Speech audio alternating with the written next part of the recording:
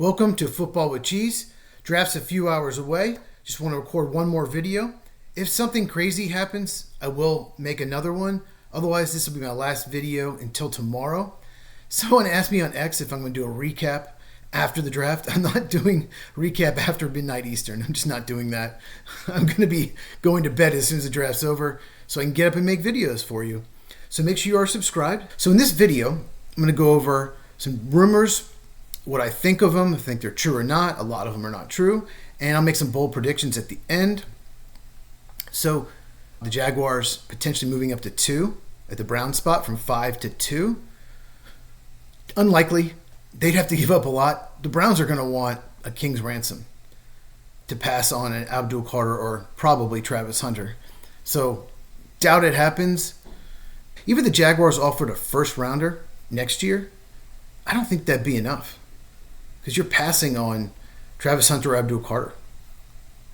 So I doubt it happens. So the Patriots at 4 should move out.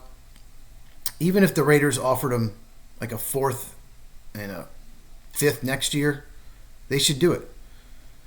Especially if they're targeting Will Campbell because they can get him at 6. I could also see the Bears move up to 4 to try to draft Ashton Gianti. The Raiders would be as well. I don't know if New England wants to move back that far. And I would ask for a lot. I would actually ask for picks 39 and 41 for the Bears. Maybe I'll give you a 5th or 6th rounder back to Chicago. But I would ask for that if I'm the Patriots. They absolutely should move back. I know they need a left tackle. I don't think Will Campbell is. And there is a rumor the Bears really want offensive line if they don't get Gianti. And they would love Will Campbell. He would have to fall. And also, they're very high on Josh Connerly Jr., who I view as a late first round, early second. Most people do as well. So if they do target him, it's either moving back from 10 or packaging maybe pick 39 or 41 back into the first round. A team like the Vikings, I know they're division rivals, they don't like each other. But if the Vikings were offered 39 and 41 for 24, they would probably take that.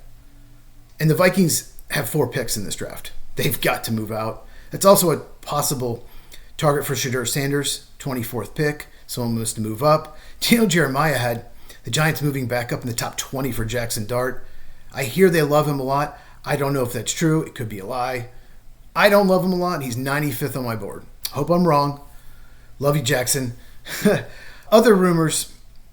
The Panthers desperately want to move out. Absolutely they do. I think the most likely team that can move up is the Colts at 14, trying to get one of those tight ends, because the Saints and Bears both could go Warren or Loveland. It's possible. Let's do a bold prediction right now. 2 tight ends will go in the top 10. Let's do it. Colston Loveland, Tyler Warren. I hear teams are split which tight end they like more. I like Warren better just because he's a better blocker, and it's harder to find really good inline tight ends. It's easier to find undersized receiving tight ends. I have them both in my top 10. Some teams just don't value the tight end position in the first round. I know a lot of people have the Jets taking Warren, and it's very possible they do, but they passed on Brock Bowers last year. A different front office, but still. Some teams value tight end in the first round, some don't. I do, because if you have an elite tight end that can stretch the field, it can change your whole offense. Because you cannot cover Colston Loveland with a linebacker. And he's too big for a corner to cover him. He's going to be a matchup nightmare. So a really good tight end can change your offense. Look at the Chiefs and Travis Kelce. They've won like 3 of the last 6 Super Bowls. Okay? Now, other rumors. The 49ers. I'm hearing they're targeting an edge rusher, and I'm hearing a rumor they're going to target one in the second round. They're going to go O-line. So, I don't know which one to believe.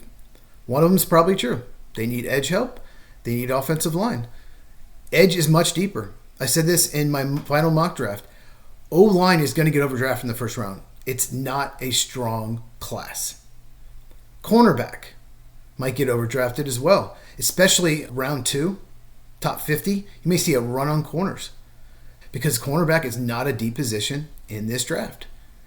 It is very deep at edge rusher, defensive tackle, and running back. So you might be able to wait till rounds 2 or 3 to get those. there might be an edge rusher in round 4 that you have a top 60 grade on because it's so deep. I think there's going to see really good running backs available in round 3. I only had one running back in my final mock.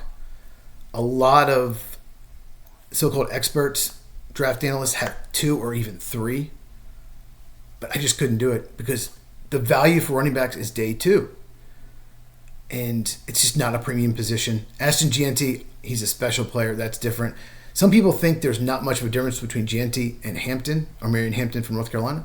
I think there's a big drop-off. I think running backs like 2 through 6, 2 through 7 are pretty close. I don't think anyone's near Ashton Gianti. He's one of the best running back prospects I have ever seen. All right, more rumors. Cowboys are taking receiver. I tend to buy that. Probably Tedder McMillan or Matthew Golden. The Cardinals, they could target offensive line or receiver.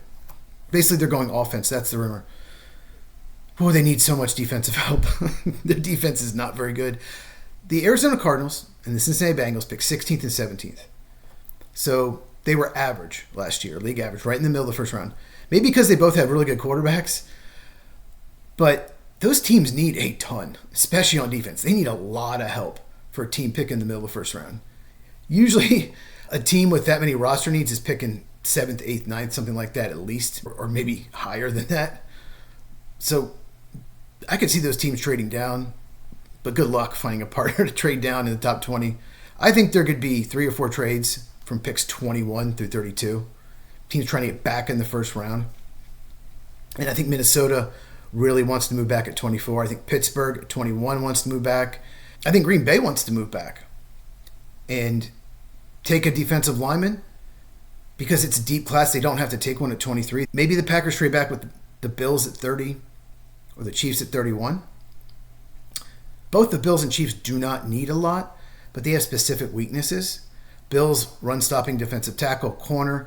Chiefs, anywhere on the offensive line is a weakness.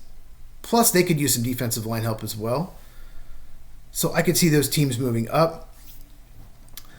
Denver, the rumor is they want to move down from 20 as well. Maybe it's because they're targeting a Marion Hampton and they think they can get him later. And I agree. I think they can. I don't know another team in the 20s that would take him. I know Daniel Jeremiah had the Rams taking him.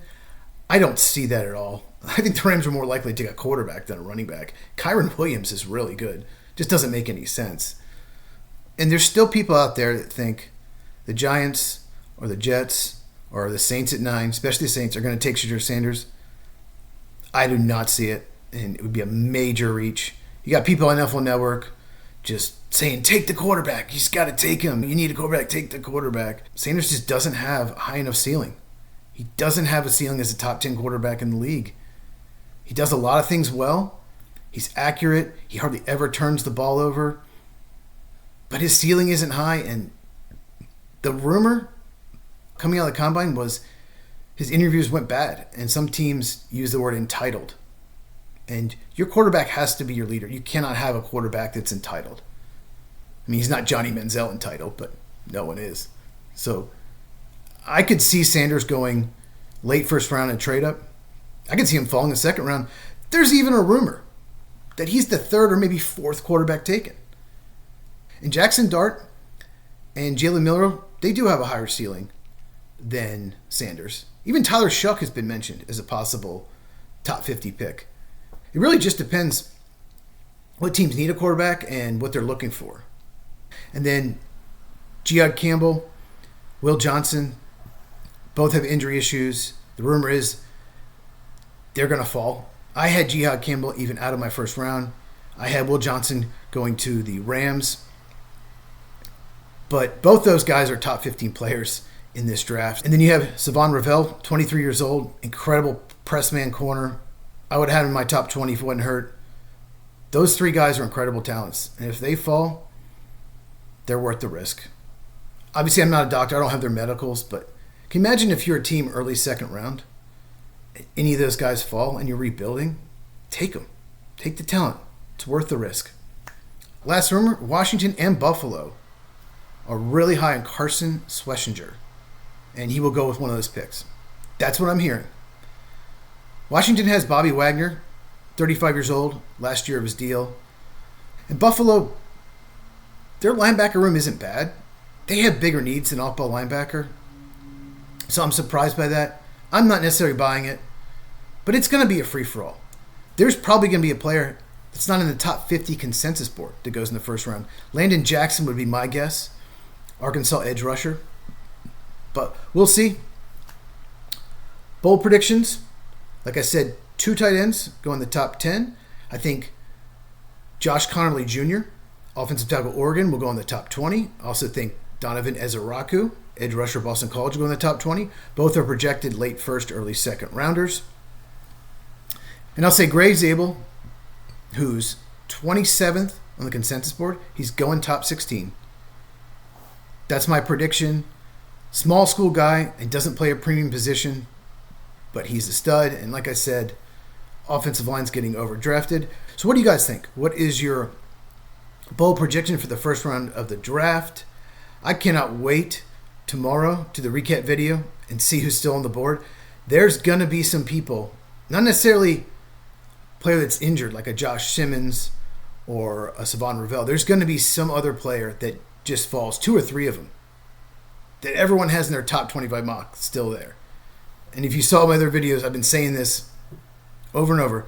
There's not much difference between 17 and 67 as far as talent. So, like, subscribe, turn the bell for notifications, share this video with anyone who loves football. Draft's a couple hours away. Check these videos out. Okay, one is my final mock. The other is how I draft if I was a GM. Look for my videos tomorrow, and I'll see you in the next one.